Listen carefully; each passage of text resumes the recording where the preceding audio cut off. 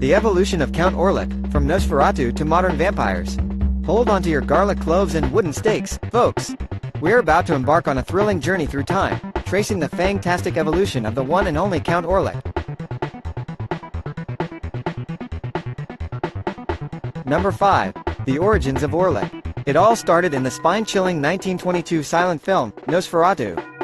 Count Orlok, portrayed with haunting perfection by Max Schreck, set the stage for the enduring legacy of vampire lore.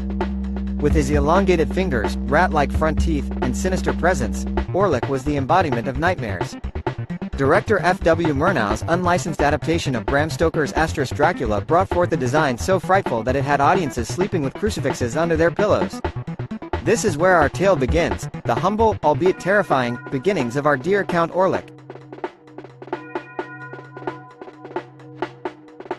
Number 4. Vampires in pop culture. As the decades rolled on, Count Orlok's descendants infiltrated popular culture like a well-aimed bite to the neck.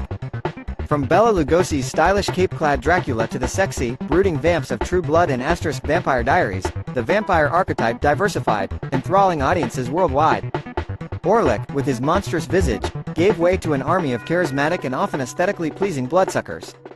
Whether played for horror or seduction, vampires became a staple of film, TV, and even literature, proving that the fascination with eternal life and forbidden desires never dies. Number 3. The Tech-Savvy Bloodsucker. Welcome to the 21st century, where even the oldest vampires had to adapt, or perish.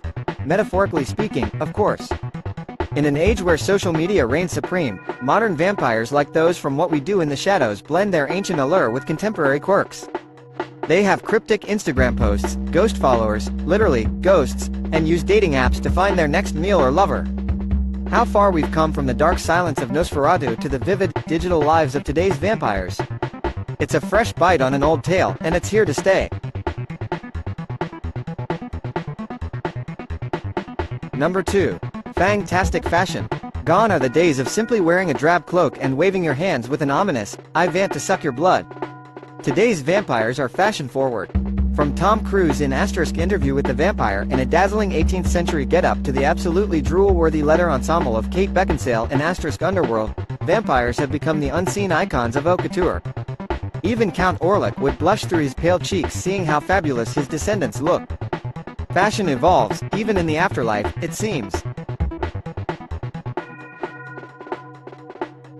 Number 1. Sparkling Sensations.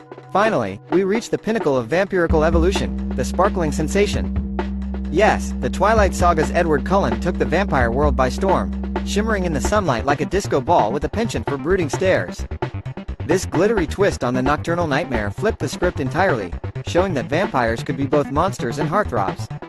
It might be a far cry from the ghastly Count Orlok, but it cemented the vampire's place in the ever-changing landscape of pop culture, making it accessible to love-struck teenagers everywhere. And so, dear reader, we've navigated through the shadows and sparkle, the fashion and fascination, ending where it all began with a frightful figure lurking in the silent flickers of cinema history.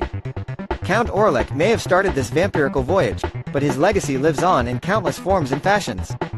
May your nights be filled with spooky delights, and remember, sometimes the scariest stories are just the beginning.